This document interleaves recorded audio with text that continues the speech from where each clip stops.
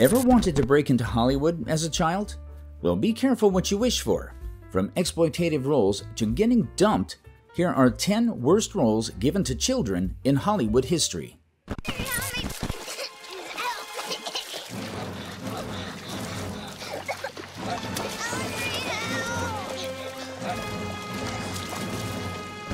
Number 10. Macaulay Culkin in The Good Son. This is a face that needs no introduction. Macaulay Culkin rose to fame as a child star primarily through his role as Kevin McAllister in 1990 Christmas hit film Home Alone. Directed by Chris Columbus and written by John Hughes, it was Culkin's comedic timing, charisma, and expressive face that stole the show. These traits make him a perfect fit for the mischievous yet resourceful character who famously defends his home from 2 burglars after his family accidentally leaves him behind on vacation. Home Alone became a massive box office success and a cultural phenomenon, solidifying Culkin's place as one of the most beloved child actors of the early 90s. Following the success of Home Alone, Culkin's fame skyrocketed. He reprised his role in Home Alone 2, Lost in New York in 1992, and starred in other high-profile films including My Girl, The Good Son, and Richie Rich. Now, Macaulay Culkin's role in The Good Son has often been viewed as a problematic choice for a young actor, and this is mostly because of the dark and disturbing nature his character portrayed. While he was known for his light-hearted roles in films like Home Alone, Culkin took a sharp turn in The Good Son by playing Henry, a deeply troubled and violent child with sociopathic tendencies. In The Good Son, Culkin's character commits or attempts various violent acts, including harming animals, endangering family members, and displaying manipulative, malicious behavior. Playing a role that requires such disturbing actions and emotions could have been emotionally taxing and potentially confusing for a young actor, as it required him to explore dark psychological themes that are difficult for a child to fully understand. Some have argued that the film potentially contributed to the pressures that led to his early break from acting, as it was such a stark departure from the comedic, lighthearted roles that the public loved him for. Casting a young actor to portray disturbing behavior raised ethical concerns about exposing a minor to themes of violence, cruelty, and manipulation. Wouldn't you agree that children shouldn't be placed in roles where they can act out violent behavior? We mean, there is always the possibility that it can blur their understanding of right and wrong. This role also had a notable impact on how audiences viewed Culkin. His role as a violent sociopath jarred many viewers who had grown accustomed to his innocent, comedic persona. This character shift may have made it challenging for him to transition smoothly to other roles, as people struggled to reconcile the sweet child in Home Alone with the sinister character in The Good Son. In retrospect, while The Good Son demonstrated Culkin's acting range, it may have done a little more harm than good to his career trajectory.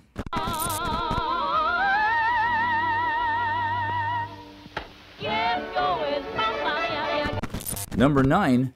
Deanna Durbin. While the beautiful and talented Deanna Durbin is often recalled as a forgotten movie star, we will tell you just how big she was. Born Edna Mae Durbin, Deanna Durbin was a Canadian-born actress and singer. Her name certainly doesn't ring bells like some of her peers, but it would interest you to learn that she was one of Hollywood's brightest stars in the late 1930s and early 1940s. Durbin was discovered by a casting director searching Los Angeles singing schools for someone to play opera star Ernestine Schumann Height as a child. At 13, Durbin was signed by a studio. One thing you would note is that for most of her career, she was famously cast as the lovable and wholesome kid sister or girl next door. Even better, her popularity extended beyond the silver screen. In 1936, her singing talent earned her a spot on Eddie Cantor's weekly radio program. That same year, Durbin received a special Miniature Academy Award for her significant contribution in bringing to the screen the spirit and personification of youth. When speaking about Durbin's talent, biographer William Harper explained that she had a unique blend of youthfulness and an incredible voice. Even as a child, she could hold her own on screen. Her films resonated with audiences of all ages, offering feel-good, hopeful stories during a dark time in our country, and they all had happy endings. It made us believe we could achieve the same. It goes without saying that Durbin's films significantly improved the financial situation of her studio at the time. And they were well aware of this fact. They certainly never missed an opportunity to milk her star power. By 1938, Hollywood reportedly conducted a nationwide search to find the perfect gentleman to give Durbin her first on-screen kiss in the film First Love. This brings us to the worst role she was ever given. The worst role she likely had to portray was in another 1938 film, That Certain Age. In That Certain Age, Durbin plays Alice, a 15-year-old girl who develops a romantic crush on a much older reporter, portrayed by Melvyn Douglas. You can just imagine the awkwardness as the movie goes on because the reporter is actually staying with her family. The film's plot revolves around this infatuation, but the storyline arguably places Durbin in a role that over-sexualizes her youthful innocence. Given Durbin was only 17 years old at the time, this role was challenging, as it asked a teenage actress to embody complex emotions that, in retrospect, feel uncomfortable for such a young performer.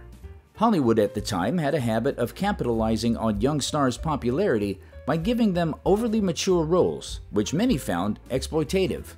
As you are about to see, Durbin herself grew frustrated with this typecasting and left Hollywood in her 20s. Sounds like a lot, but give it a second. You see, Durbin was set to be a major star, but she abandoned it all. To explain why Durbin's name isn't as prominent today as some of her peers, there are a lot of things to consider. We could take it back to 1949 when she was released from her contract with Universal. At the time, she could very well have probably gone to MGM or another studio because she was still at the height of her acting abilities. Even her voice had a fan base of its own. So what did the trick? What dark events could have led to her departure from Hollywood in 1948? While there is no clear-cut answer, there has been constant speculation on the matter. A quick search online would bring up a couple of answers, each one being a combination of personal and professional factors that contributed to her decision to leave the film industry at the peak of her career. Let's begin with her conflict with the studio executives. Learning from past mistakes, Durbin often clashed with studio executives over the direction of her career. She reportedly felt that her artistic needs and desires were ignored in favor of profit and maintaining her established image. These conflicts further fueled her decision to step away from the industry. You can also find that there was some level of disillusionment with Hollywood on her part. Durbin became disillusioned with the Hollywood studio system. She felt that she was typecast in sweet, wholesome roles and denied the opportunity to explore more mature and varied characters. Despite her attempts to break away from her girl-next-door image, the studios were reluctant to cast her in roles that would challenge this persona. This lack of autonomy over her own career choices must have been frustrating for Durbin, who wanted more creative input and the ability to take on diverse roles. Overall, one could just chalk it up to pressure and burnout. Considering she started her career at a very young age, experiencing intense pressure and high expectations from the outset must have been too much to handle. Or you could just say it was a strong desire for a normal life. After years in the spotlight, Durbin yearned for a normal, private life away from the public eye. By 1949, she moved to France, settling in the village of Neauphle-le-Château near Paris. A year later, she got married to film director Charles David. Her third marriage to David certainly provided her with the stability and privacy she craved, as the union lasted until her husband David's death in 1991.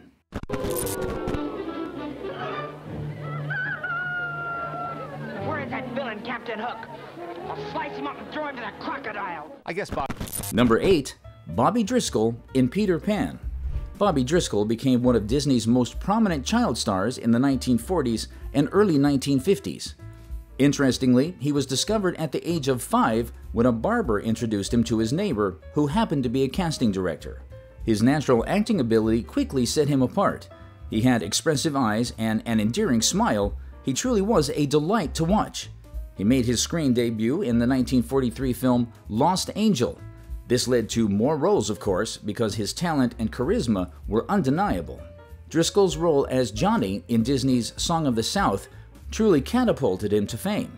As his performance was praised for its emotional depth and charm, it earned him widespread recognition. Another significant role for Driscoll was as Jim Hawkins in Disney's 1950 film Treasure Island. In this film, Driscoll showcased his versatility and became an iconic figure in children's adventure films. Driscoll was adored by audiences for his wholesome, relatable, and heartwarming performances, and his capability to convey a wide range of emotions endeared him to both children and adults. That same year, Driscoll received a special Juvenile Academy Award for outstanding performances in So Dear to My Heart and The Window. This not only reflected the industry's acknowledgement of his exceptional talent, but also went to show just how popular he was. His roles often depicted him as a brave, earnest, and kind-hearted boy, which resonated deeply with a post-World War II audience that sought optimistic and inspiring stories. Let's not also forget that Driscoll was the ultimate Disney icon. As one of Disney's first contract players, Driscoll became synonymous with the brand's image of innocence and adventure. His association with Disney's golden age of animation and live-action films no doubt added to his appeal. By 1953, he voiced the title character in Disney's animated classic, Peter Pan. This further cemented his place in the hearts of many. Unfortunately, this was the problem. Driscoll's performance as Peter Pan was so good that it left a lasting impact on popular culture. As Driscoll grew older, the typecasting solidified itself. Hollywood struggled to see him as anything other than Peter Pan. To make things worse, the onset of puberty brought physical changes, including severe acne and a change in the tone of his voice. This greatly affected his screen image and led to his contract termination with Disney. Hollywood's reluctance to see him in mature roles limited his opportunities. The industry's preference for a particular look and type for child actors meant that as he aged, he no longer fit the roles that had made him famous. The abrupt end of his Disney contract in 1953 was a significant blow. The studio's decision was influenced by his changing appearance and the belief that he no longer fit their brand image. This abandonment left Driscoll without the support and guidance he needed during a crucial period of his career and personal development. The dramatic shift from being a beloved child star to being virtually unemployable was devastating. His attempts to revive his career were largely unsuccessful. We imagine this led to further isolation and despair. So much despair that his life ended tragically. In 1968, he was found dead in an abandoned New York City tenement at the age of 31, largely forgotten and destitute. It highlighted the stark contrast between his early success and later life. So while his Disney role as Peter Pan was a highly successful one, it still presented a cautionary tale. The industry had a tendency to use people for their talent and appeal when they could just as easily be cast aside once they no longer fit the industry's narrow definition of marketable. The lack of support during his transition to adulthood, coupled with the pressures and exploitation he faced as a child, contributed to his tragic downfall. But have we truly learned anything? I don't know why I did it. Greta and everyone are saying all these things. And that soldier's so scary. Number 7. Asa Butterfield in The Boy in the Striped Pajamas. Asa Butterfield first gained attention with roles in British television and film. His breakout role came in 2008 when he was cast as the lead in The Boy in the Striped Pajamas. It is a historical drama about a young boy who befriends a child in a concentration camp during World War II. His performance showcased his emotional range, and as he drew international attention, he was widely praised for being exceptional. But as exceptional as it was, Asa Butterfield's role in The Boy in the Striped Pajamas has drawn some critique, particularly due to the challenging, mature, and emotionally intense subject matter. This brings us to the obvious problem. Butterfield was only 10 years old at the time. Would you agree that he was a little too young to tackle such heavy themes? For one, the story deals directly with the Holocaust. As you can imagine, there were vivid themes of death, suffering, and genocide. Playing a role in such a film exposes young actors to traumatic historical events, which can be distressing for a developing child.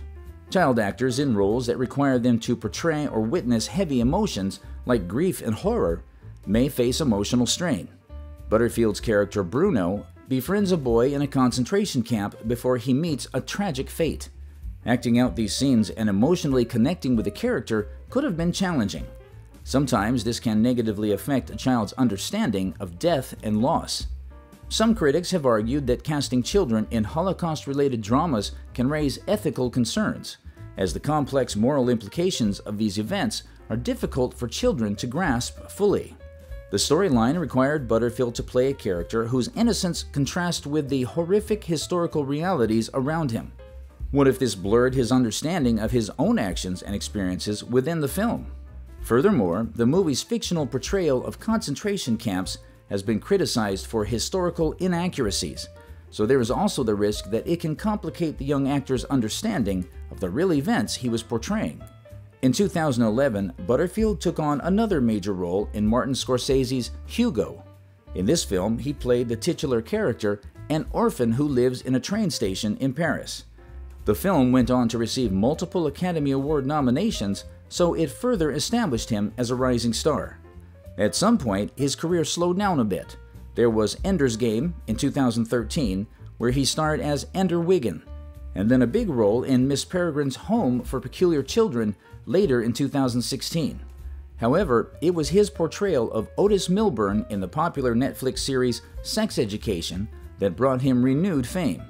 From 2019 to 2023, the show's runtime, he cemented his status as a household name and appealed to a new generation.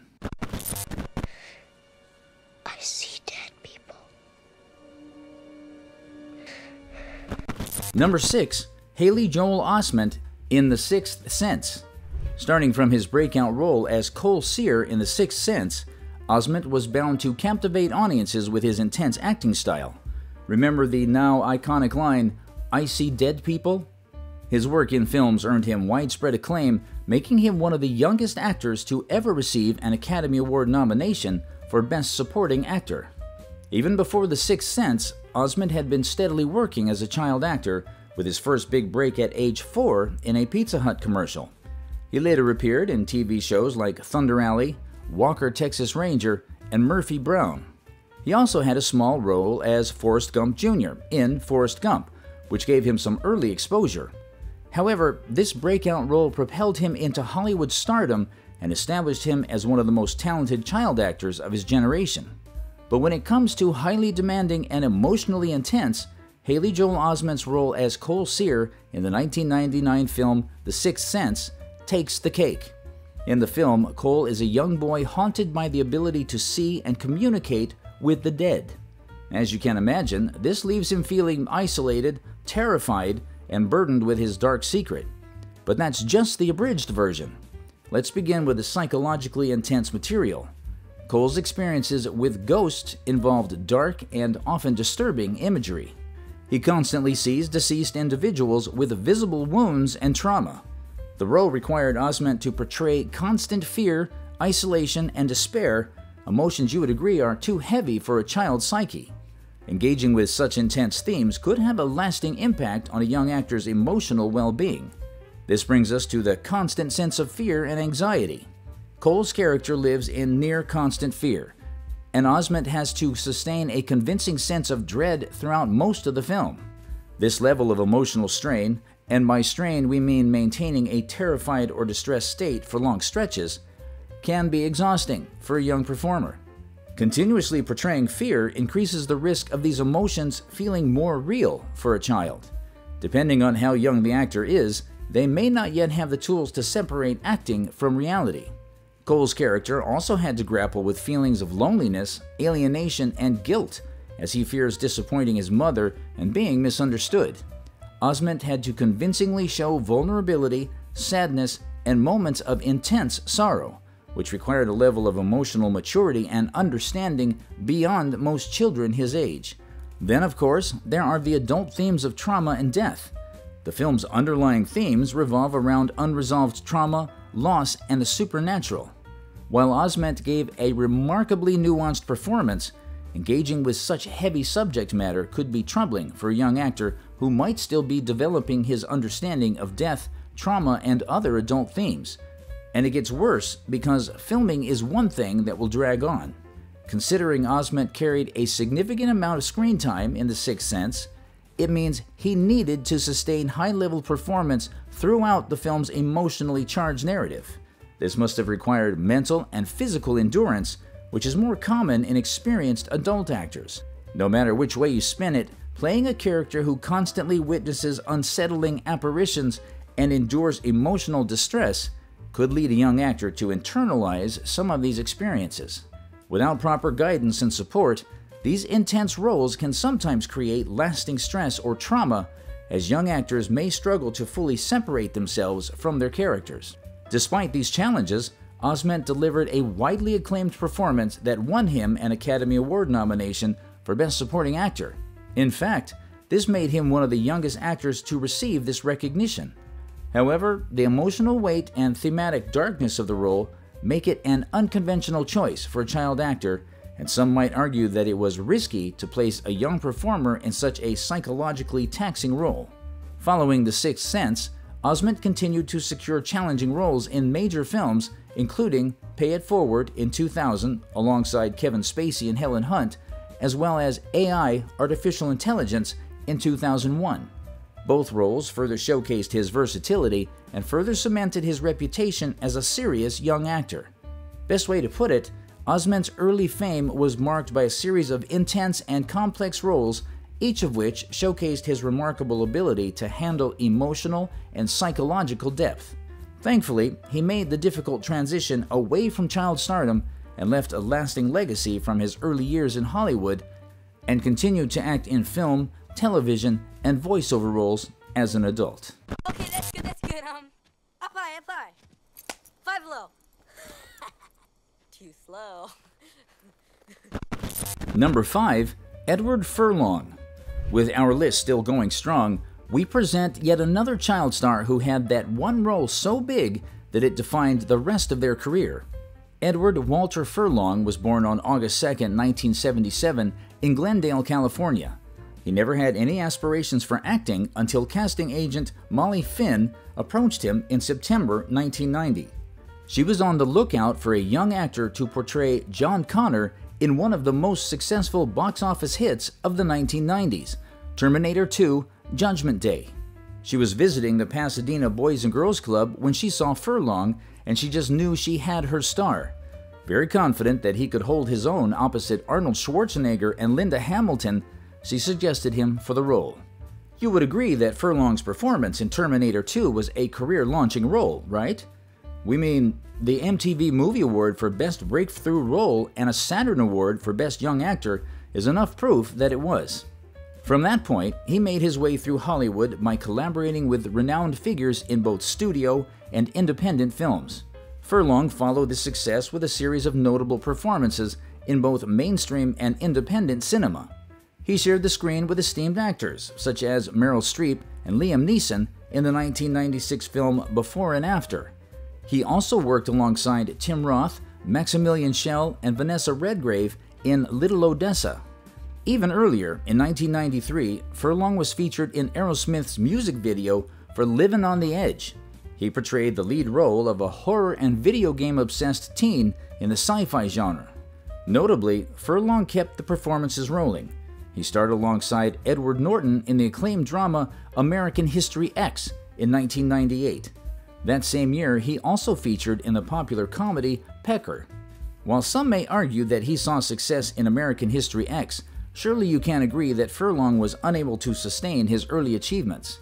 He appeared in the prison drama titled Animal Factory in the year 2000.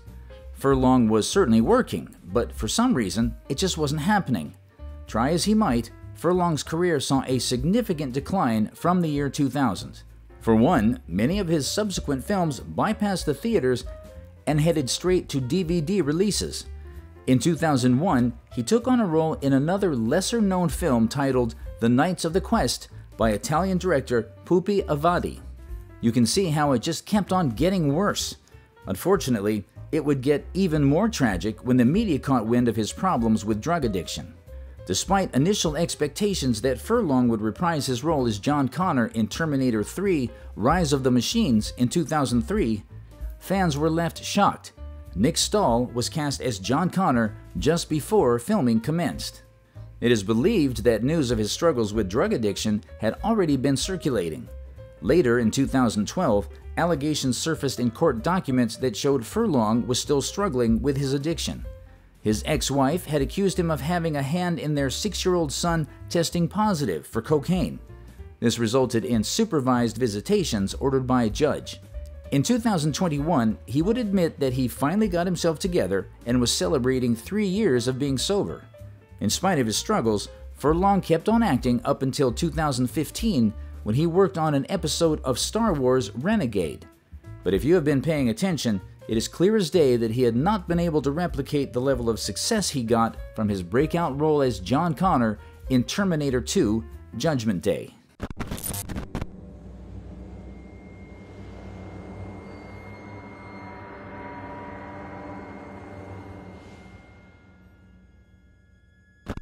Number 4. Kirsten Dunst in Interview with the Vampire. At just 11 years old, Kirsten Dunst starred alongside Tom Cruise and Brad Pitt in Interview with the Vampire, an adaptation of Anne Rice's novel directed by Neil Jordan. Notably, this was the breakout role that ensured her rise to fame. Dunst's performance captivated audiences and critics alike as she brought remarkable maturity and intensity to the complex role of a child trapped in an eternal life. Her performance earned her a Golden Globe nomination for Best Supporting Actress and several other awards, marking her as a young talent to watch. Prior to Interview with the Vampire, Dunst had appeared in a few commercials and small roles, like the one in Woody Allen's segment of New York Stories and The Bonfire of the Vanities. However, it was her portrayal of Claudia that made her a household name and opened doors for more prominent roles. Following the success of Interview with the Vampire, she starred in Little Women in 1994, playing the young Amy March, and Jumanji in 1995, where her role as Judy Shepard in the popular fantasy adventure film expanded her fame. Dunst's choice of roles demonstrated her versatility and willingness to tackle both lighthearted and intense characters. By her teens, she was a recognized actress with both critical acclaim and popular appeal, setting her apart from other child actors of the time. Her early success in challenging roles laid the foundation for a career that would grow to include prominent roles in films like The Virgin Suicides, 1999, Bring It On in 2000, and later her role as Mary Jane Watson in the Spider-Man trilogy from 2002 to 2007. You can see that the role of a young vampire was good for her career in the long run. But when talking about bad roles that kids should not take on, Kirsten Dunst's role as Claudia in Interview with the Vampire is a worthy mention. We believe this 1994 cult classic was executed beautifully, save for the casting of young Claudia. As you will see, it was exceptionally challenging for a young actor due to the emotional and psychological depth required to portray the character. Now, Claudia just happened to be a child vampire. Specifically, it was the case of an adult consciousness trapped in a child's body. Dunst was just 11 years old when she played the role. It is true that her performance drew critical acclaim for its sophistication and intensity, but we will give you all the reasons why it was problematic, to say the least. Most obvious reason would be the mature themes and psychological complexity of the character. Claudia's character is a young girl who has turned into a vampire. As you can imagine, she was thus cursed with eternal life in a child's body. Over time, she matures emotionally and mentally, but remains physically trapped in childhood. Dunst had to convincingly portray an innocent girl slowly developing into a frustrated, embittered woman in a child's form. She grappled with feelings of rage, loneliness, and yearning for an adult identity. Such complex emotions are difficult for even experienced adult actors to convey, let alone a preteen. Claudia's role also required Dunst to portray a profound sense of loss and existential despair. As Claudia realizes she will never grow up, she has to experience life as an adult while also trying to escape her childlike appearance. This realization drives Claudia to moments of intense anger and anguish. Understanding and delivering these feelings demanded a level of empathy and emotional maturity uncommon in someone her age. Furthermore, the vampire role with dark and violent scenes. Playing a vampire required Dunst to perform scenes of violence, from moments when Claudia kills for sustenance to moments where she is acting out in aggression. At some point, the producers had to have thought it was a bit too much. While these were fictional, enacting violent scenes and embodying a character who must feed on others to survive could be psychologically challenging and even disturbing for a young actor. Dunst acted alongside established stars like Tom Cruise and Brad Pitt, who played her vampire parents. Many of Claudia's scenes involved intense emotional exchanges as she expresses resentment toward her parents for condemning her to a life she didn't choose. The one problem is, acting alongside opposite season stars required Dunst to match their intensity, which is daunting for any young actor. Even worse, there were subtle romantic elements in Claudia's interaction with her vampire father, Louis, played by Brad Pitt. Although there was no direct romance, Claudia's feelings toward Louis, combined with her longing to grow into a woman, complicated her role further. This required Dunst to navigate a complex dynamic that was both platonic and suggestive of unfulfilled adult emotions. Despite these challenges, Dunst pulled through like the brilliant performer she is. It was remarkably convincing, and she captured Claudia's inner conflict with a haunting sense of maturity. Her portrayal was widely praised and showcased her ability to handle dark, nuanced material, establishing her as a young actor of exceptional talent. As bad as it was, she pulled through and set the stage for her future career. If you made it this far, do hit the subscribe button and turn on the notification bell so you don't miss any updates from us.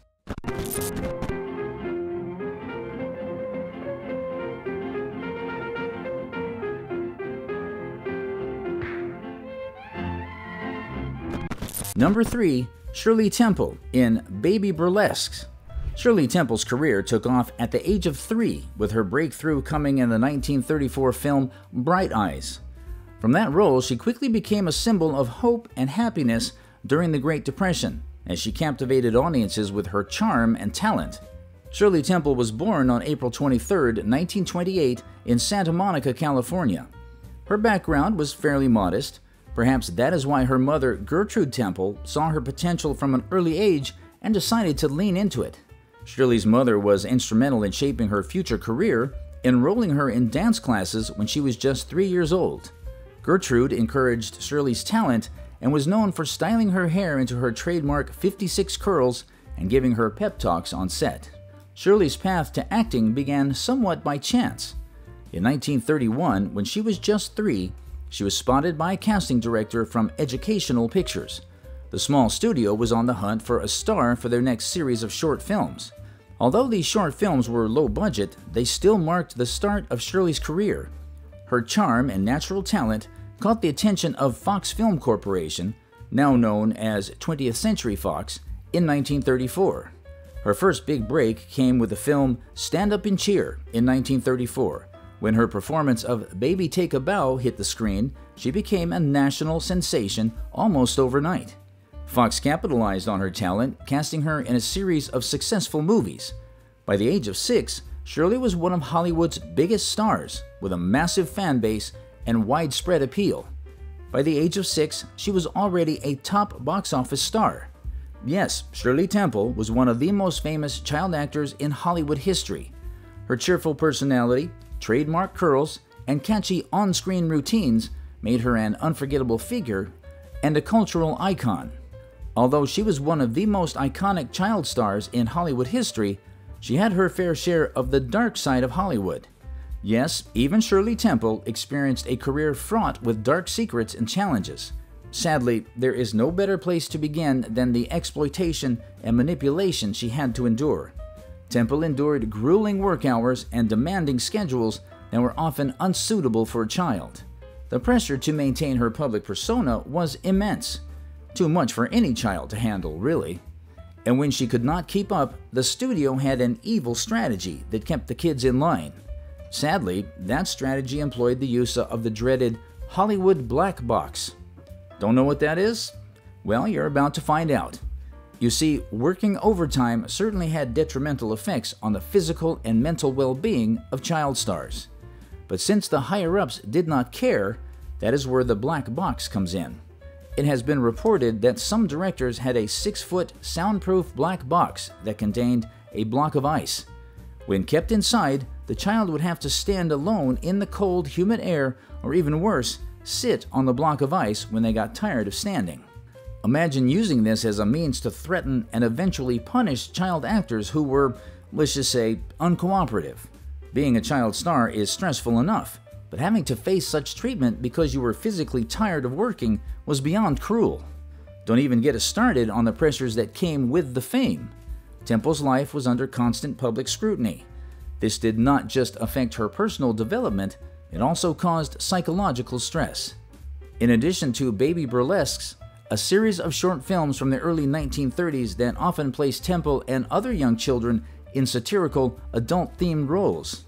In these films, children were dressed in full adult costumes, and the stories often involved mature subjects, including romance and even war.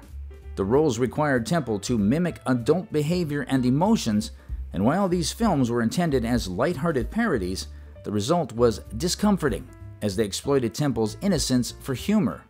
Looking back, the entire Baby Burlesque project was a prime example of the exploitative nature of early Hollywood. Anyone can see how Temple's roles sometimes crossed the boundaries of what was appropriate for such a young child.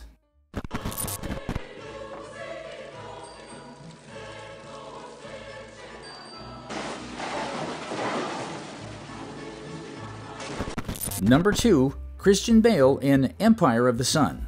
Christian Bale's rise to fame as a child actor began with his standout performance in 1987 film Empire of the Sun, directed by Steven Spielberg, but this wasn't his first role. Prior to this, Bale had a few small acting roles, including a part in the fantasy film Mio in the Land of Faraway, earlier in 1987. However, it was Empire of the Sun that truly launched his career.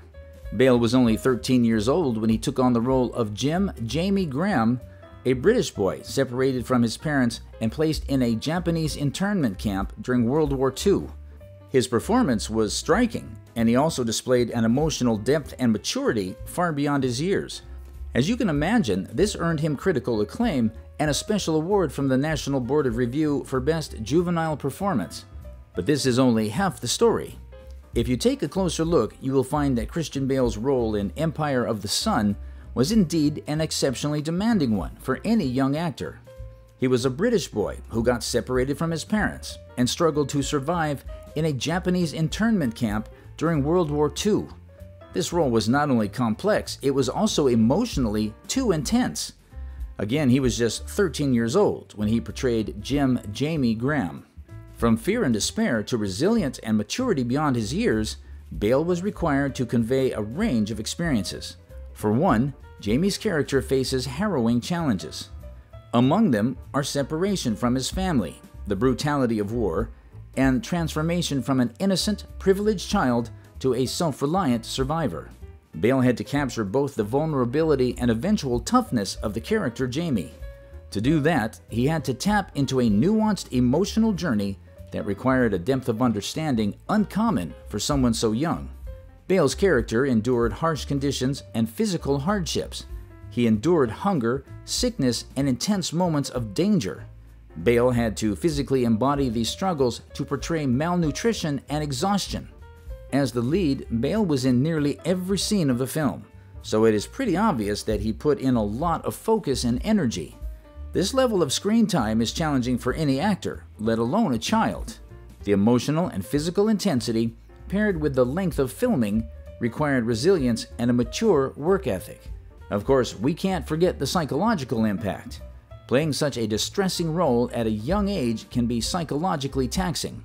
Jamie's story involved a loss of innocence, survival in extreme conditions, and grappling with moral questions about loyalty, hope, and human nature.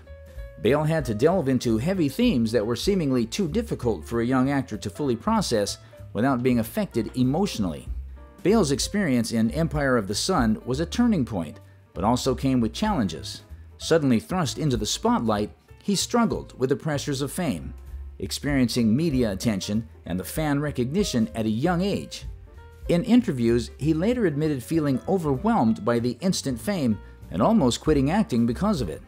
Despite these challenges, Bale continued to build a reputation as a versatile actor.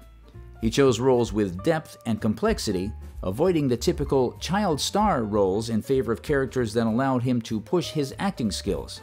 As a teenager and young adult, he took up roles in films like Newsies in 1992, Swing Kids in 1993, and Little Women in 1994. Although these roles kept him in the industry, it wasn't until his transformation into an adult actor in American Psycho that he reached full-fledged stardom. Bale's commitment to his craft and willingness to take on difficult roles set him apart early on. So considering his performance in Empire of the Sun showcased his potential and opened doors for him, would you agree that it was a suitable role for him?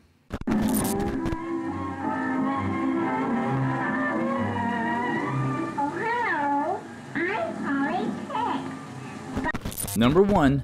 Shirley Temple in Politics in Washington. Now, of all the troubling roles given to Shirley Temple, perhaps the most troubling would be her role in the 1933 short film Polly Ticks in Washington.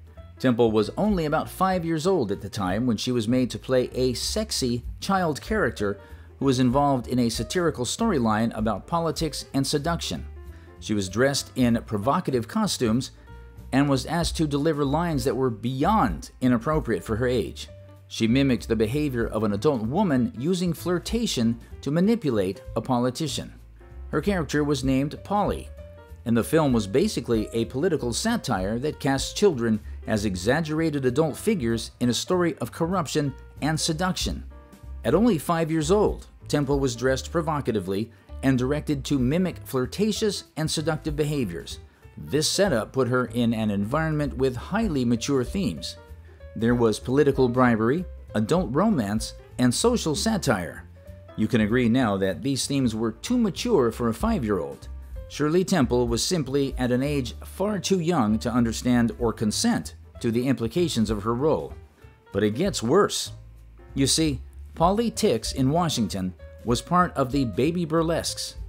It was a series of short films made by Educational Pictures in the early 1930s, and these films were intended to parody popular culture and adult life using children in adult roles. While most roles in the Baby Burlesques could be considered problematic, her role in Polly Ticks notably takes the cake. From start to finish, you will see Temple's character on a mission to corrupt a politician who initially appears uninterested in political shenanigans. You will also see her achieve this through a series of scenes that emphasize suggestive glances, flirtatious gestures, and adult-themed dialogue. Overall, Temple was directed to portray the role in a way that made her appear as a miniature seductress. Still wondering what exactly were the problematic aspects of this role? Well, we can begin with the inappropriate costuming and behavior. Temple was dressed in revealing costumes meant to mimic the glamorous adult clothing styles of the time. Her behavior was directed to be flirtatious and even manipulative. This portrayal of a 5-year-old in such a role crossed boundaries and introduced her to mature themes that were inappropriate for her age. By using charm to influence men in positions of power, this setup exploited Temple's innocence and natural charisma. Isn't it wrong on all levels that she was asked to perform actions she couldn't possibly understand? Even worse is the fact that her performance was essentially scripted for adult amusement rather than for a child-friendly story. It just makes you wonder what kind of adults were the target audience, who could possibly have enjoyed something so wrong. Although Temple continued to grow up in Hollywood and later adapted to more suitable roles, her early work in Polly Ticks in Washington and the Baby Burlesques series highlighted the dark side of the entertainment industry. Temple might just have been the most famous case, but she wasn't the only one. Many young performers were frequently exposed to adult-themed material.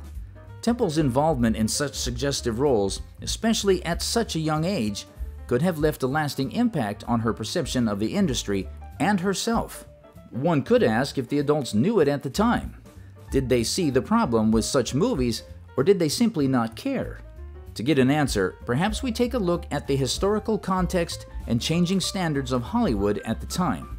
In the 1930s, Hollywood had looser regulations and often treated child actors as miniature adults. Temple's role in Polly Ticks is a prime example of this attitude, as her performance was used to mock adult political corruption. However, it was delivered in a way that overlooked the inappropriateness of the role for a young child. Thankfully, we can say society's standards have shifted since then. There may still be a little work left when it comes to greater protections and more sensitivity toward child actors in mature storylines, but at least audiences would not be giggling at scenes like this today. Later in life, Shirley Temple looked back on her career roles with some discomfort. While she remained proud of her career, she acknowledged that the baby burlesque shorts, including Politics in Washington, exploited her youth.